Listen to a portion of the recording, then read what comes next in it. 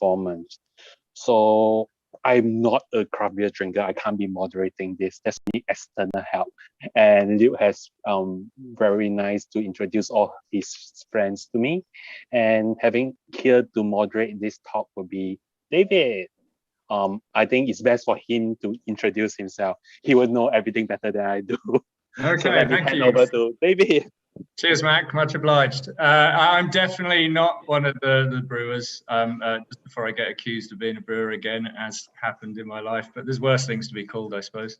My name's Dave Hopley. A few of you might know me from the scene in Hong Kong. I think I've been here 7 years now, which seems to coincide with, I guess, the official kind of bigger launch of the Hong Kong craft beer scene. Most people call me Hopley for obvious reasons in this trade. And a little bit of background, I guess I once upon a time was a camera card carrying member of the Campaign for Real Ale back in the UK. And then I was organising actual piss-ups in breweries for a school I used to work for. So that was a claim to fame on the city. And I moved to Shanghai in 2010 and met Michael Jordan at Boxing Cat, where we proceeded to have many a drunken fight over whether hops or malt was more important in the flavor profile of a beer, him being an American and me, unfortunately with this accent, having British lineage. And I guess that's where the real passion for beer started for me. So it was thanks to MJ and a few others from Shanghai days. And one of our beer festivals one year, we met this gentleman called Rohit, who was setting up a little brewery in Hong Kong called Young Master, and Stella's here to represent them tonight. And I happened to then be moving down to Hong Kong, so pretty much coincided with the start of Young Master and the rest of these guys. So more than enough about me. I'll start in chronological order just to prove I haven't got any favorites. So Stella, who are you? Who do you work for? An elevator pitch of 30 seconds. A minute. I'll give you a minute because you've glammed yourself up and you've got... Very generous, Dave. And you've even got flowers. Yeah, I even got flowers. So happy Chinese Valentine's Day, everyone. My name is Stella. I work for Young Master Brewery and I am the brand ambassador. So I do a lot of, what do I do? Beer tasting, beer drinking. I talk to clients sometimes and yeah, I drink beer. So that's what I do at Young Master. You do yoga as well to burn off the beer, Stella. Yes, yes. But you're the one responsible for the brewger and things that have happened. No. Am I correct? No? No. Yeah, I do yoga and I drink beer, but I don't do them at the same time. Oh, well, that sounds like a rookie mistake. Then I think comes Luke Yardley. You'll never guess who Luke Yardley works for. Over to you, Luke. Hi there. I'm Luke Yardley. I'm the founder of Yardley Brothers Brewery. So I do lots of things. I make beer. My sort of official title is founder and ideas guy of Yardley Brothers. So yeah, I come up with weird and wacky and creative, sort of interesting new ideas, to push the boundary of what we can do with beer. Some of which I think we can see behind you in those barrels. So we'll talk about those a bit later on. That looks pretty exciting. Yeah. Then we go on to a young Tom Turner, who I think I first met when he was cutting his teeth with Young Master. Over to you, Tom. Thanks, Dave. I'm Tom Turner from Neonotic Cidery. I'm a co-founder and the head cider maker. So we're trying to bring craft cider to Hong Kong. Cool. And last but not no means least, Lee with Double Haven. Over to you, Lee. Thanks, David. Yeah, I'm Lee. I'm with Double Haven, and we've been around for a while. We've reinvented ourselves a few times. I started as a contract manufacturer. My whole career has been in manufacturing, but we've just sort of exploded onto the scene in the last year with our own line of spiked seltzers and beers, and really excited to be part of this group. Cool. Okay. Thanks for the intros. Okay, so the brief history I know about Hong Kong before I arrived here, like 7 odd years ago, was there was a pilot over in Lantau with a brewery called Typhoon, who's making some beer. I think Luke's probably got a little bit more to add to that than my quick blurb. And then Hong Kong Beer Co. has been around for a while, for probably the longest, but it has changed numerous times, like different owners, etc. Stella, what's your longest memory, or your first memory of craft beer in Hong Kong? Actually, before I worked with Young Master, I was also kind of working, I wouldn't say in craft beer, but a lot of some craft beer, but like definitely with beer. So I was actually already in the industry when Young Master first started. So I was doing imported beers. So Hong Kong used to have quite a bit. I still have, but I think used to have even more like imported beers available. So so that was how I got into the craft beer industry. That's my first kind of memory of craft beer. So I remember being in the Globe, and that was like probably the only place that you could have a good selection of beer, have a real ale, and Yeah, for sure. Toby being one of the founding fathers of craft beer in Hong Kong, and supporting, I think, probably everyone around this I was about to say table, but Zoom screen, whatever you call it. Yeah, for sure. And Luke, yourself, your first memories of craft in Hong Kong? Oh, my first memories of craft beer in Hong Kong actually would have been definitely the Globe. Funnily enough, I think it would be the Globe. I'm not sure you'd call, so as far as like imported craft beer, but then my first introduction to sort of local craft beer would also be at the Globe. It was Typhoon, so real ale. There was a trailblazer called Pierre Cadaret, and he was very progressive. In about 2000, he started making real ale. He was a Cathay pilot who built a small brewery in Lantau just out of a passion project. So yeah, that was my sort of first time I tried good local craft beer. And then homebrew, which is not exactly, I think there was a homebrew scene in Hong Kong underground before there was a craft beer scene. So I think, going to Brewcraft, meeting, I met Rohit and Chris and some other guys there, and just being like, oh, I make beer at home. Yeah, there did tend to be a bit of a trend for a while, right? Where like the home brewer of the year and the runner-up kind of all ended up falling into the scene from a more manufacturing point of view and a bigger scale kind of thing. Yeah, I mean, we were talking like 7-8 years ago. But that was so I guess that from my side, that was my first introduction. And Tom, yourself, you ended up in the game in a different way. I think it's fair to say. So a little different. I ended Can up. I just have you got your pajamas on? I just saw your leg. Work t-shirt upstairs. I was about to say we should all stand up and make sure we got trousers on. That's the rule to do. Oh, you caught me out. I'm too fidgety. All right, sorry, I've interrupted you. Sorry, far away. That's all right. So I moved here in 2016. So I suppose craft beer had already really started to take hold in Hong Kong. And I sort of did the rounds. I was really into craft beer in London, and Craftissimo and the Globe and places like that. Brewcraft definitely. Sort of went around and tried to investigate all of the local guys. Read Coaster magazine and found out who was who. So yeah. And Lee, as I say, a bit newer to the game and from a manufacturing background, but like, why craft? Why beer? Why? That's a great question. I actually came to Hong Kong the first time in the late 80s, and I remember when there was no craft here.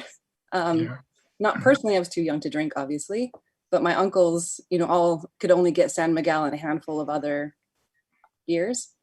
And then we moved back about 10 years ago, and Hong Kong Brewing Company was obviously going, but there still wasn't a lot on offer. And I come from a beer loving family, and we've always had talked about, Hong Kong needs some beer. But then we went to Malaysia for 5 years. by the time we came back, Rohit had beat us to it. And then all these new things were popping up, but we still wanted to get in the game. And I also started as a home brewer, and just thought there was room in Hong Kong for a lot of really great beer. Yeah, no, I think that's fair. Yeah, I was here in the 90s as well, and I kind of remember, Carlsberg, I think, had a brewery here in those days, and as you say, San Miguel was made here in those days. And I guess if you wanted a little niche and you wanted a taste of home, you could find a couple of English beers predominantly in those days, and then the American and Belgium stuff kind of crept in through importers. But there's nothing like craft, which I suppose brings on to the next question, is like, what's the USP? What's the unique selling point? What's unique about the Hong Kong craft scene? Because obviously craft in all its forms, and especially beer wise, has taken off around the world. Hong Kong's one of the later places to the game. What do you guys feel is unique and specific to what makes HK different, Stella? Yeah, so I am originally from Hong Kong. So Hong Kong means, it has a lot of emotional feelings to me. So especially the past few years, Hong Kong's, been in a lot of, a lot of events happened, and you've really seen this side of Hong Kong that has never been seen before. So I think that relates to the Hong Kong craft beer culture, or Hong Kong craft beer industry a lot. It's something that is very truly Hong Kong, and it's very, people who are in the industry, even though it's a small group of people, we're very determined to make it a great city to drink beer. So I think at this stage, Hong Kong is kind of like a kid going to a teenager kind of stage with craft beer. So, this rebellious teens, or we're coming up with new ideas. There's always new breweries coming up. There's always new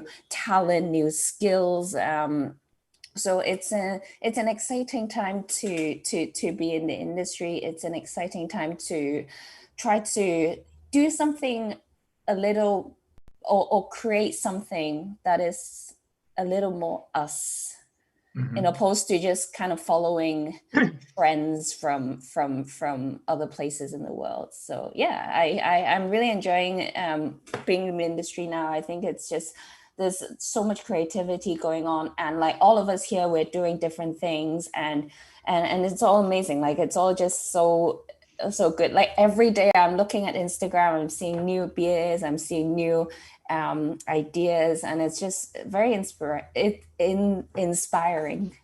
I think that's a fair point. That there doesn't seem, well, I don't know, I'm feel free to beg to differ, but there doesn't seem to be that many folks all copying exactly the same business model, exactly the same styles of beer, exactly the same branding, whatever. Everyone seems to have gone down a slightly different path. Is that fair to say, Luke, or would you beg to differ?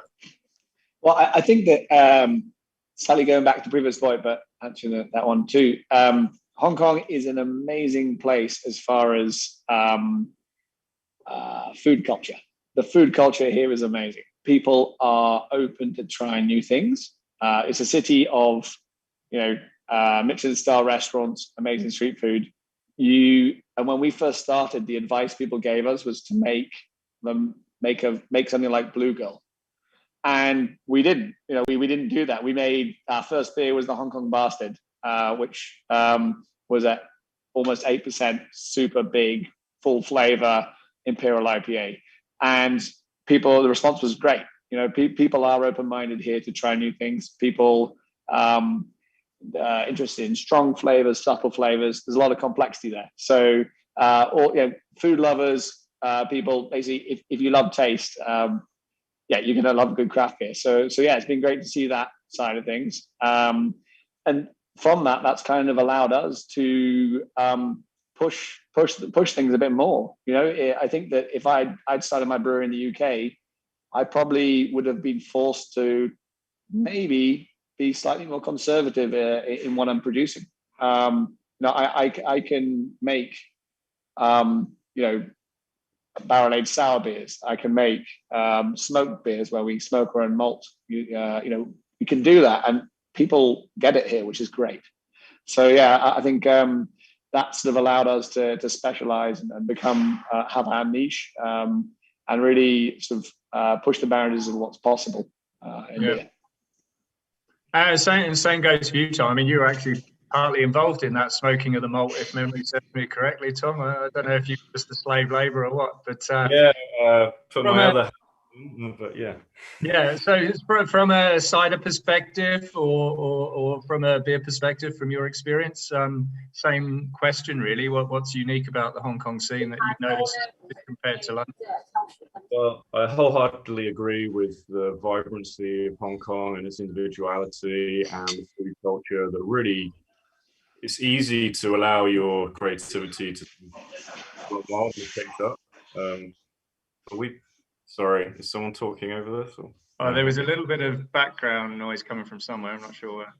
No problem. But yeah, so rather than beers, we're bringing cider into Hong Kong. So it's a product that I sort of grew up with back in the UK. Something that I feel is a great product for the warmth and the heat of Hong Kong, and it pairs very well with a lot of the really exciting foods here. So yeah, it's a great, highly inspiring place to be. And you yourself with the ciders, you've come up with some really cool kind of Hong Kong twists with the ice lemon tea influence and things like that. So again, very near and dear to Hong Kong, right? Yeah, I mean, for me, that was a combination that was sort of no-brainer for a couple of reasons, because the tannin in tea is quite similar to some tannins that you might find in apple varieties. I've moved here for only a couple of years, but I've had thousands of ice lemon tea. I have one every day at lunch, so definitely something that I really enjoy. And it was, yeah, and again, it's easy to be inspired to, and it's a great place to be. I think that's what's really strong about Hong Kong, and how we are developing truly our own sort of climate ecosystem of kind of craft products. Yeah, and Lee, same goes to you. Yeah, I think two things are really special about Hong Kong. It's a really small craft community for a city of the size. So the level of collaboration and interconnectedness is really exciting. But I also think it's a really savvy consumer that's in Hong Kong. You know, they've got a diverse palate. It's a vibrant city. They're super willing to try new things, catch on to new trends that are happening globally. And we've seen that with the seltzers. They've been really well received here.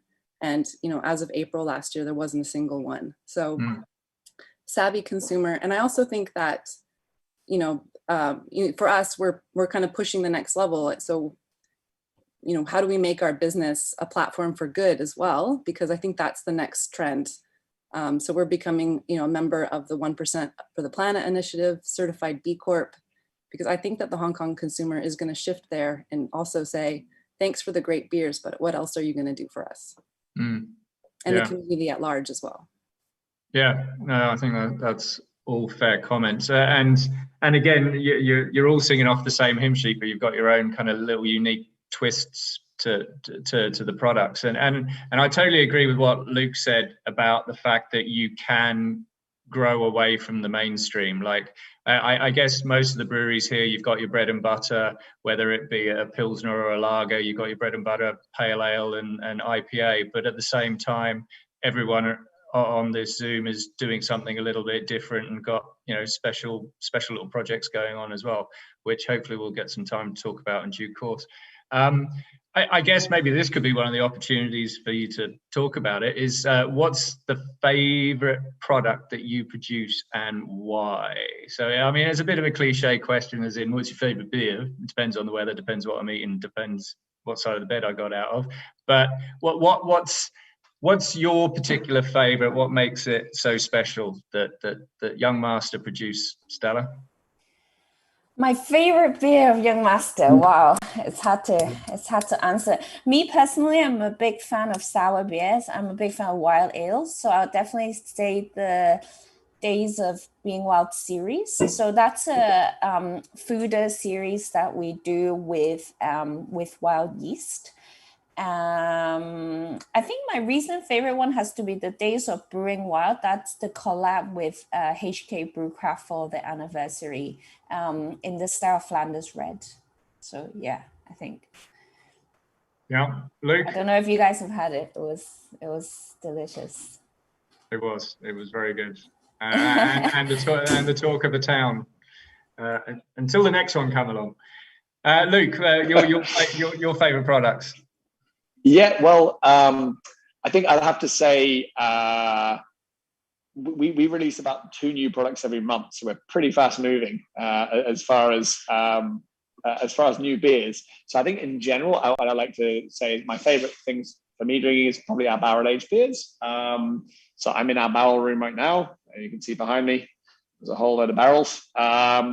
We produce everything from cognac barrel aged barley wines to spontaneous sours. And I think the really interesting thing is when you start to see the interaction between wine, for example, wine barrels and the beer, and you can start to get a complexity in beer, which people don't normally associate with beer. People think, oh, beer is just beer. It's not. There is so much we can do with beer, and we can produce some incredible complexity. We can age beers for many years, and you get, for example, a French oak Chardonnay barrel, and then fill it with a beer, and then you start to get a crossover. Not only is it making incredibly complex flavors, but also for consumers who say, I don't drink beer, they can try it and be like, wow, actually this is doing something that I didn't think it could do. So that's sort of my mission. I want to show people what we can do with barrels. Yeah, no, hallelujah to that. That actually ties in quite nicely with, I see Rob Hansen just wrote a message on the chat board there about what's the biggest challenge you have with appealing to a Hong Kong palate and the speed at which it seems to change. And I think that could tie in with what you were just saying about wines. Like, I think the vast majority of Hong Kongers now are pretty au fait with wines and the wine industry and wine branding and wine styles and types, especially with food pairings and stuff. Yet it's still quite an adolescent market, like I think Stella said, in the fact that people still think beer is essentially a lager, and it's, got to come in a Carlsberg can or a San Miguel can or a, if you're posh, Asahi can or whatever. Do you think that's like, is food pairing something that you kind of try and convince your customers of, Luke? Absolutely. I am a massive foodie. If I wasn't a brewer, I'd be a chef. Absolutely. So for me, we have worked with some chefs in Hong Kong where we've done sort of food pairings for people. But I think that there's definitely a lot of possibility to sort of pair. For example, I have a beer that I make using a Sauterne wine yeast, and this with something like a bit of foie gras can be amazing, absolutely amazing. I know that's a bit not PC, but it does taste very good. Everyone's eating because everyone's feeling hungry now, except the vegans and vegetarians amongst them. but there are so many things that you can do with good beer. I am actually planning. I have something on the way, but it's a little bit under wraps. We are having an event in Hong Kong with a Michelin star restaurant where we're having very nice beer and wine and food together. You're such a tease. You're such a tease, Luke. Tom, over to you. What can you tease us with, Tom? Just keep those pajama bottoms on. I shall. It's good point about wine. I see cider as kind of somewhere in between wine in terms of a lot of the process. Essentially, it is an apple wine, and somewhere sort of between wine and beer. So it's quite exciting. Certainly very interesting medium to kind of try and introduce new flavors to. I suppose the original question was favorites. Personally, I really love our original Apple Auntie cider because it was my first cider that I made, and that'll never, stop being my original thing and why I'm in this new start in the industry at the moment. I have really fond memories of a beer called cider called Long Vacation. So a lot of the products that we make, we try and link in with a lot of Hong Kong artists. So I got to work with a friend of mine to do some of the graphics for the label for that. So that was a pineapple and brown sugar orientated apple cider. It was quite luscious and sort of full in flavor and gravity. So I was really excited to make that. Yeah. And the question that Rob asked about the Hong Kong palette, like, have you had like a lot of kind of customer feedback from local Hong Kongers about like the iced lemon tea one, for example, or definitely, is there that nostalgia and that tie-in? I suppose iced lemon tea is a tough one because everyone likes the lemon tea a little bit different. So it's kind of some people really love it, some maybe want a little sweeter, but I try to keep our ciders on the dry side, not overly sweet. Yeah, there's some great opportunity to work and listen to the ideas that people have. We've actually got one a couple of weeks away from releasing where we've got Sichuan chili pepper that I've infused into the cider, and it brings such a wonderful citrusy flavor and the mala kind of no, I mean, it works fantastically well. So yeah, definitely sort of inspiring to like work with and be pushed but forward. But again, an interesting ingredient that you'd probably never think of touching back if you were stuck in the UK still. Like, I still remember MJ, Michael Jordan, not the basketball player, the brewer, boxing cat up in Shanghai, and he did a Belgium triple. I think it was called Triple Threat with Sichuan peppercorn, and it had this gingery note going on, and superb. Lee, over to you. So I think the original question, it seems forever ago now.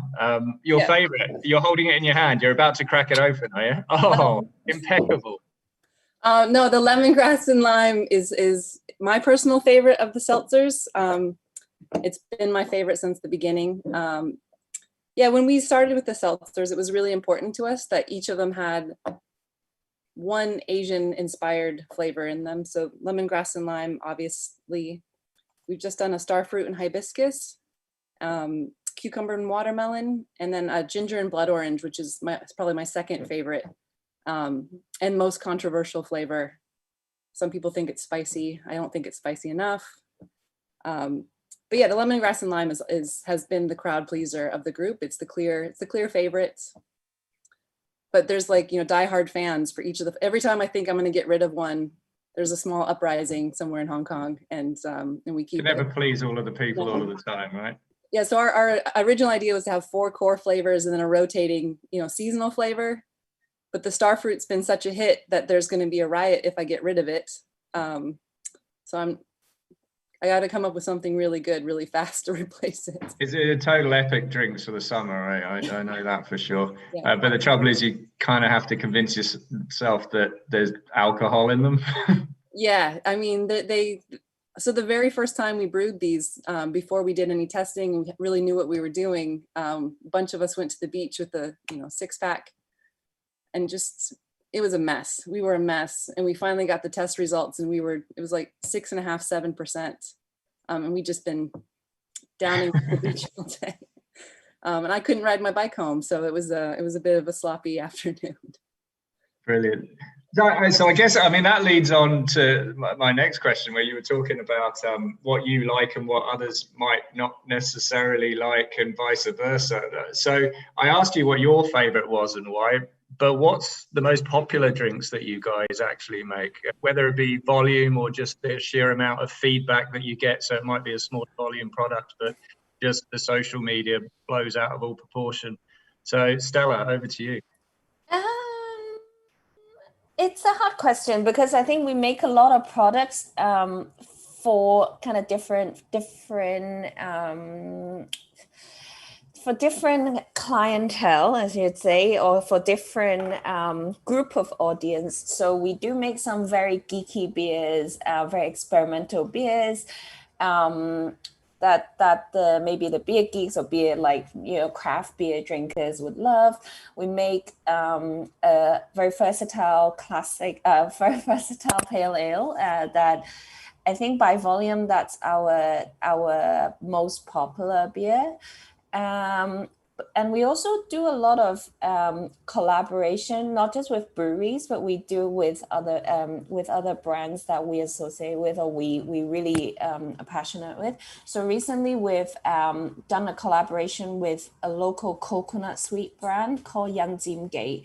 So they've been around for, I don't know, hundreds of years, and their family business, still a family business, producing coconut products like coconut sweets, coconut like egg rolls, ice cream, etc., etc. So that was, and then we did 2 beers with them.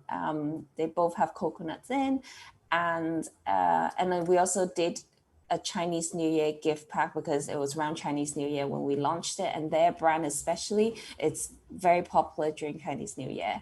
So that was really, really popular, and that reached a different audience compared with, say, the geeky beers. So I don't know. I think they all have their own niche, and actually, we wanted it that way. You know, we don't want to just make one type of beer. We don't want to just make one, you know, special, like we only want to cater to this group of people. Like, we wanted to do something that we first of all believe in, we first of all love, and to be able to, you know, work with other people to be able to produce beer that a lot of people would like. Mm-hmm. Yeah. And Luke, I mean, other than that epic Pompey beer we made, like, you know, which I'm massively biased about, but what is the most popular in your range? Not necessarily just volume, just traffic that you hear on the interweb. Oh, you're on mute, mate. If only it was that easy normally. So you mentioned about 1P. That was a beautiful beer. So that was a hand foraged beer where we basically had a team of people, but we all basically picked fresh fruit from Hong Kong, the 1P berry, and we made a sour from it. It was a beautiful beer, and wouldn't have happened without David. Was Mrs. Chow. Don't forget Mrs. Chow. Absolutely, Mrs. Chow. Yeah, she made sure that happened. But as far as like our newest, most exciting beer, I think it's got to be Low High. So Low High is a 0.9% alcohol mango cheesecake CBD sour. Yeah, and this beer, it's a crazy drink. I mean, I still fell off my scooter on the way home, even though it's not even 1%. But what I got from that was, like, it wasn't just mango, where you have some mango stuff which is quite kind of sickly, or it's got that kind of sugar coating like you do on the dried mangoes from Philippines and places like that. It was what I remember as a kid, like eating the pip of the mango with a fibrous kind of thing going on. It just brought back all these memories, and I don't know how the hell you made it, but that was, yeah. A lot of good quality mangoes in there, and then the CBD. And I think because of that, we've had media coverage in the US, in Europe. We've had, it's the most media coverage I've ever received for any beer. And we only sell it in Hong Kong. I'd like to sell it in other places, but yeah. So it's great to see that sort of feedback on it. I think there is demand for lower alcohol beers. I think CBD is a really interesting trend. Yeah, it's something that's doing really well right now. This is leading on from Tim's question on the chat, actually, where he said about what do you guys see as the next trend in Hong Kong?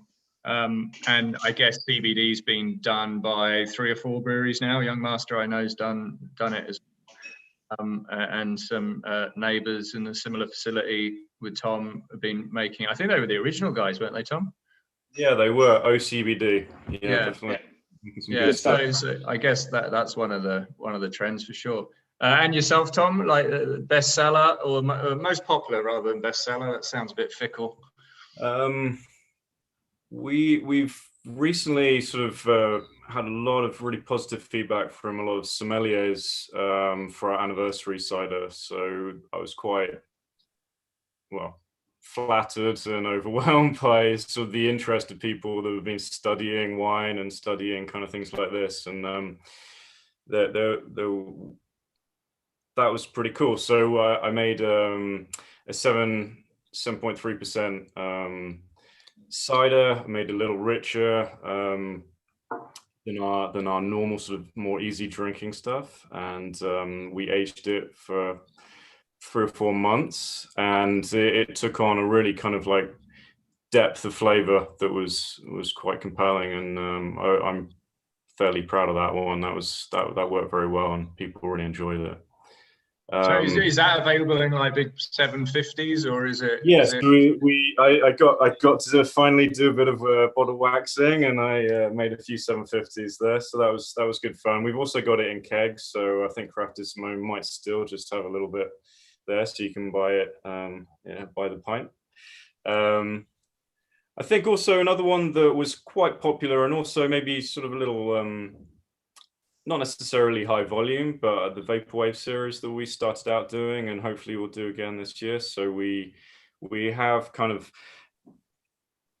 done a few dry hop ciders, and I was, after brewing quite a lot, that felt very natural to kind of explore that. And I was amazed at the kind of utilization and the uptake of hop flavor in a cider and how well it complements it. So that was really cool. I think that was pretty popular as well. Cool. And Lee. Oh, sorry, Tom, did you finish? Sorry. No, I just mean and new trends, hopefully cider. But yeah, we'll see how that's going. Cool. And Lee. Yeah, so I mean, on the seltzer front, most of our seltzers sell pretty evenly, except for the lemongrass, which is sort of the spike in the chart. On our beer front, I'd say the 2 collabs that we did have generated obviously the most buzz. The ones that we did the first wet hop here in Hong Kong, which we flew in, Percy over at Yakima Chief helped us fly in some wet hops, and did that in collaboration with Young Masters, Carbon, and Heroes. That was a really exciting project to work on. And then also with Black Kite, we did an Enda's Rye, which has a fun can, and got a lot of good social media mileage out of that. So those were, I mean, for us, those were the most fun. We really enjoy collaborations. I mean, we also enjoy our own stuff, but getting to let your hair down a little bit and do something different and fun with other breweries is certainly where we enjoy brewing the most. Tom, I think you need to jump in here, because you need to tell the world that you're a bit of a brewing whore, to be honest. Sorry, yeah. You spread yourself all over the place. So do you want to talk about the Black Kite link? Sure. So I sort of went off on my own with my partners, and we started off near Nuttic and the cidery, and then our landlord decided that he wanted to pretty much double our rent, so we had to find somewhere. Who's ever heard of such things in Hong Kong? Surely not. Yeah, so I've had the real Hong Kong experience there. But so we were very kindly, some friends of ours, Black Kite, they allowed us to come in, hire a couple of tanks, and I started, after working sort of in their facility, started working for them. So now I'm kind of brewing for Black Kite as well, and it was an awesome collab going over with Lee and the guys. Also, similarly with Luke, actually had a fantastic time out on the island. A month or so back, just before Christmas, smoking some malt, which was possibly a first in Hong Kong for. You do have to clarify that when you visit Lama, that you were smoking malt. Yes, right? Yeah, malt, and only malt. I think you've only just made it home today, haven't you? We should clarify, when he says smoking malt, we were using a big smoker to smoke the malt. We were not personally smoking the malt. We were making a smoked beer. On a certain engineering student's project. Thank you again, Hopley. Glad to help. Cool. So we talked about popularity. We've talked about what your favorites are. Stella started talking about not wanting to pigeonhole the market. I think kind of making something for everyone, even if they don't know it yet. But hopefully, that's, I guess, our job to educate and make people realize that there are all those varieties out there, like Luke was saying. So Yep. who is your desired market? Not necessarily a stereotype market, but is there such a thing? Do you guys all sit around a meeting table and say, this is our demographic that we're aiming this product for? Or yes and no. Yes and no. We do talk about which product would suit which demographic and what outlets or sales channel that we would place them in. But product ideas would come from brewers, would come from, you know, things that we really feel strongly passionate about. So we wouldn't produce a product that we are not, we don't endorse ourselves just to please, just to please, you know, the group of people. So all the products that we make, we feel very strongly about, we're passionate about. But you know, you can't please everyone with all your products. So you upset I me with think the Hello if we're happy You really drinking did. our own products, then at least some will be drank. You know, we won't have leftover beers. God forbid. So that's the plan. Yeah. And Luke, like your desired target market? I don't have one at all. Fundamentally, as a brewery, we're not a market-led brewery in any shape or form. Like for me, it's totally and utterly a passion project. It's my life project, and I make beers that I believe in. I thoroughly love. You know, some of them there may not be a very big market for. It may be incredibly niche. But I guess I'm the guy who fills that niche. So sometimes, you know, there are some beers I like a good sessionable beer as well too. I don't only drink 12% sours. But essentially for me, we're a family-run company which is focused on creativity, and we make beers, and then we hope the right people will find them, and then come and drink them. It does make us a sort of a niche and sort of a specialist in our approach to what we do. But yeah, so that's kind of our way of doing things. And of course, I'd like everyone to try my beer, but I think that it's important that everyone finds the beer that they love. You know, it's not you know, you don't need to make a beer for everyone. You make a beer, and then everyone is going to find, because we're pretty diverse, we're pretty kind of, you know, so then find the beer that we love. That's what I like to do. Yeah, I guess that's some people always want to be able to go to the pub and drink exactly the same product day in, day out, and know the consistency is always going to be there wherever they go. And then others, I think, get the thrill from trying something different and having the variety. And I think, you know, I remember when I was going around looking at unis, what seems like God knows how many years ago. And whenever I stopped in a local pub for lunch, I'd make sure I was drinking whatever the local hooch was, just to try it, right? And I think that's what makes it exciting. But then not everyone's the same as me, thank Christ. Tom, how about yourself?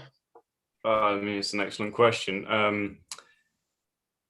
I think primarily we're trying to find people and trying to introduce a relatively new product to Hong Kong. So for us, it's kind of trying to increase awareness about something that we enjoy making and we enjoy drinking. So it's not necessarily targeting small demographics. It's more trying to target people that might be inspired by something that we can create.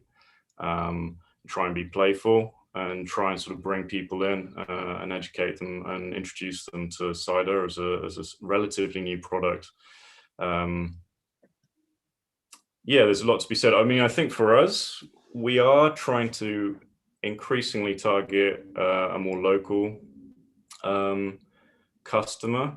But yeah, I suppose we're in craft to make lots of different variety, which means that hopefully someone is going to like something that you make. And that's the beauty of craft in my eyes. It can, you know, be inspiring and great for everyone.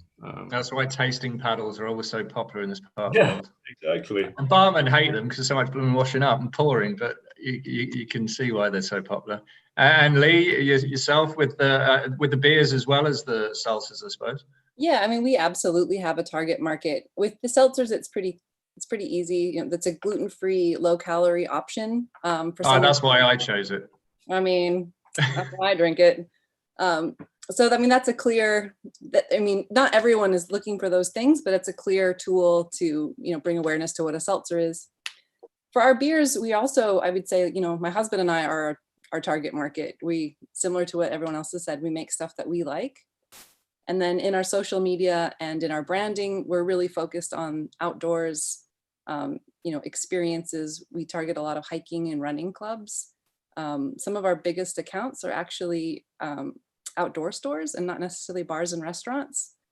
So we kind of want to change some of the narrative about what is, who and where do you drink craft beer? It's not just in the pub.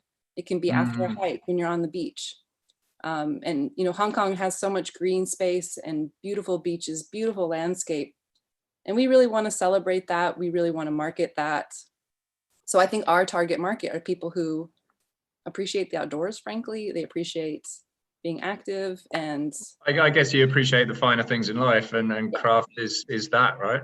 Mm-hmm, absolutely. Whether you're eating it or looking at a view or whatever, you just want something made with decent ingredients and a bit of love and attention. Absolutely. Right, cool. So what do you guys all feel could make the craft industry here better? We've been super positive and super kind of rosy about everything, but there's got to be fundamental flaws, and without it turning into a slagging contest or naming or shaming or whatever else, I think we could all probably say, in an ideal world, what would be different in order to make things better. So I guess craft versus the establishment, if you will, those big multinationals that seem to dominate the scene around the world at the moment. How about just lower rent? I think that makes it better for everyone.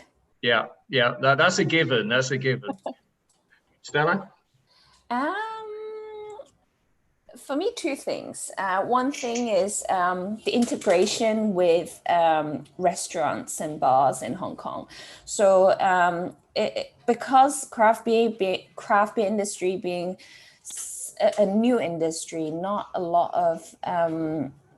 of say bigger restaurant groups or kind of more traditional sommeliers would find beer as exciting, as interesting as we do.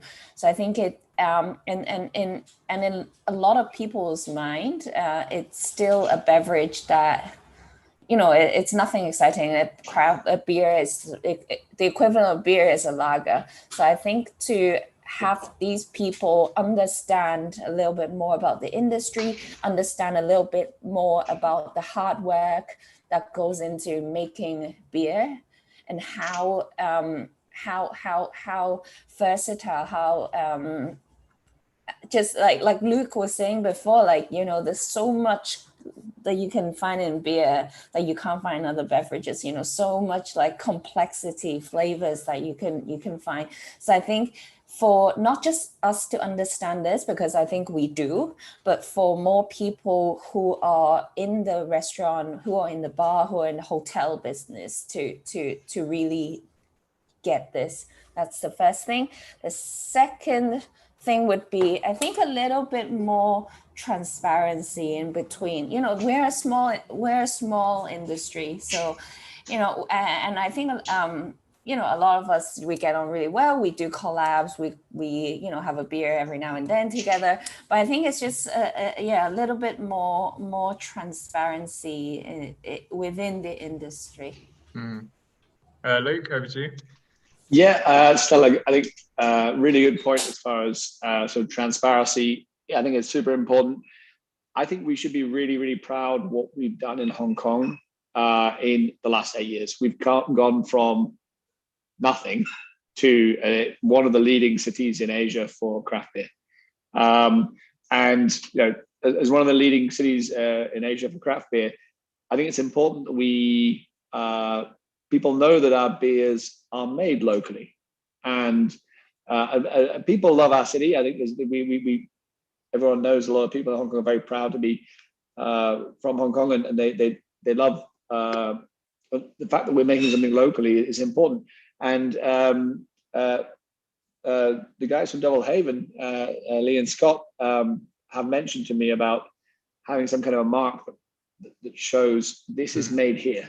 And I think that that's very important. There are companies which import stuff and put a brand on it and say Hong Kong. There was a scandal a while back with someone who did that, and they got into trouble. But not everyone does, and to me that matters. So I think, to be fair, this was not my idea. This absolutely was Double Haven guy's idea, but I really like it. I think it's important to be proud of that it's made in Hong Kong. Yeah. Tom, how could it be better? Some very, very good points already made. For me, maybe, it's maybe we could work together to have more of a co-op on and combine our purchasing power a little bit. That could definitely help the small guys. It can be quite tough to kind of be in a city that relies on import and be a small producer, so you have to pay quite a lot to get. But also to guarantee yourself that premium product, right? Because a lot of the guys now, I know, I've got contacts down in Tassie where they're getting inundated by the big boys just buying up whole fields, and you guys as small fry haven't got a chance of getting your hands on that consistent quality ingredient. Absolutely. Anything else? Yeah, we should buy some land and start farming together, Tom. I would love that. I would love that. Yeah. If only these fields behind me were on llama, eh, Luke? Right. Whatever happened to that hops you tried growing? You did have a cunning plan. You were going to grow some Thai hops or something? That's right. Well, actually, so some good friends of mine from Bangkok have a really amazing progressive hop project. Devanam Farm. It's basically just north of Bangkok, and those guys are producing their own hops. They have a full-scale farm there, and they were kind enough to give me some seeds of their tropically acclimatized. Hops don't normally grow where we are. They need to be far further north, drier, longer evenings of sun. Anyway, they gave me some seeds, and we tried to grow them. And I can make good beer. I'm not the most green-fingered guy in the world, so unfortunately they didn't do so well. But I think that it's very exciting to see the movement from hops are made in Europe and America. There's no reason why they are also made in China. China is actually the biggest producer of hops in the world by ton, but they're all Qingdao standard hop. So I think it's super sort of progressive and disruptive, looking at interesting craft hops and how we can produce them in Asia. So that's exciting. That's exciting. I noticed actually on the attendees, I think Gavin's in this from Shenzhen, from hey Gavin, Hammer and Rich Cat. He'd probably be a good person to have on talking about Chinese hops, because I know that's his bread and butter actually. Maybe next time. And sorry, Lee, I don't mean to miss out there on that last question about what can make things even better other than rent. And rent. Well, and I think Luke touched on it. We think that some sort of collaborative logo that indicates that things are made here, because I agree. People are proud to support local companies and local manufacturing. There's not a lot of it here, so when you see it, it's exciting.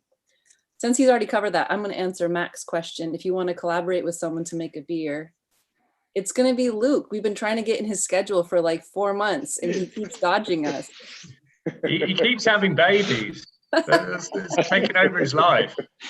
I'm a little bit busy with daddy duty, but I'm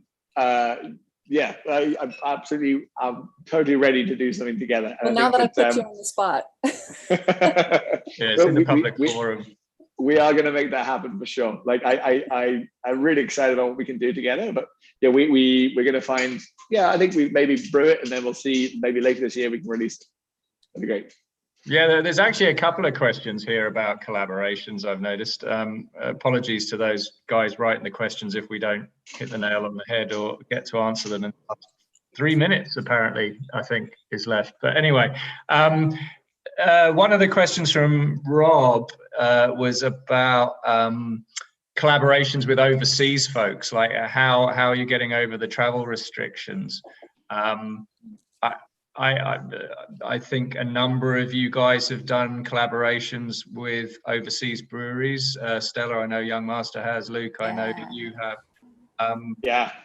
Is it like it's a virtual exercise now where one of you decide to do the brewing and you just talk about the ingredients and the recipe and the type of beer, or how's it working for you, Stella? You can't do a virtual collab. It doesn't exist. Like there are collaborations and then there are marketing projects, and they're not the same thing.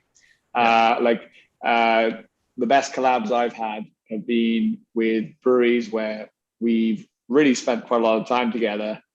We brewed the beer together and we learned from each other. Like that's the whole point.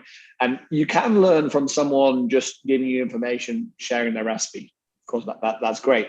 But spending more time together and just generally as a brewer, you will have some questions. We don't know everything. Like we always want to try and learn new things. So it's great to talk with other people and learn a bit. So that's the point of a collab. And that's why people should buy a collab, because it's exciting, because these people have come together, not just because you've mashed two brands together and done it online and whacked something out. That's not a real collab. Yeah, for us, it was quite sad because last year we had to cancel a lot of our collaborations due to a lot of festivals being cancelled. So normally when we travel to another city to attend beer festivals, and we'll try to link up with a few breweries and try to fit in some collabs in the schedule. But unfortunately, we couldn't do that last year. So I think the last one was quite funny. The last one we did with Lervik. We actually did a virtual collab with Lervik because it was all planned out. Like the idea of the recipe was all planned out, and we were gonna actually go when we were going to Puyallup Festival to maybe drop by Lervik, but of course we couldn't. But then they still decided to go ahead, so we called the beer Hug Live because back then we couldn't hug, and then we called it a social distance collab. So that was an exception, but yeah, and we didn't even get to try the beer because it was sold out before we tried to order some. So that was quite sad. But, to be fair, like Mike and the guys from Lervik do amazing beers. I was introduced to them through to the Young Masters guys. So your festival before. I'm sure I didn't try that, but I would like to try that beer. No, yeah, I think it was a pineapple hazy IPA. I think that was what it was. But yeah, I like the name Hug Life, socially distanced collab. Very of the moment. Well, I don't know if Mac's going to jump in or not, or whether people have got better things to do on a Friday, but I believe this was only going to be an hour, but if you guys want to crack on, I can crack on. I don't know what everyone wants to do, but do we have any more? Give yourself another 5 minutes. Another 5 minutes. All right, Mac, we'll give you another 5 minutes. So I guess with all the doom and gloom and start putting a nice kind of positive spin on hugging and social distancing and things like that. What's the future? In conclusion, like I don't know if you guys have had great years, bad years. If you listen to media and mainstream thought process, it's doom and gloom across the board. However, I know some industries and some people are actually smashing it out the park and during these times. So like maybe, I don't know, in 30 seconds or less, what do you foresee in the next 12 months, Stella? Last year was definitely a hard year for us. We had to make a lot of quick decisions really fast. We had to just it was all in survival mode. But we did make, through COVID, we did actually make some very good progress on R&D. So this year we hope to do the same. We hope to again make beers that we believe in.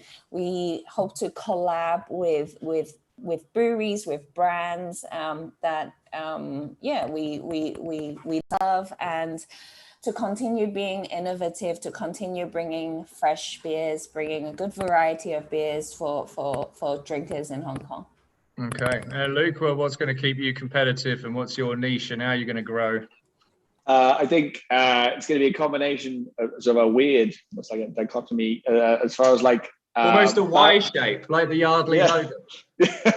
So barrel-aged sours and what interesting beers are going to. I think that's exciting. But at the same time, I think that low ABV but really tasty beers. I think that for me is the future. Like I previously said about the bar being a social pharmacy where people get to pick what they want to drink, and whether the ABV, the type of substance in it, something exciting.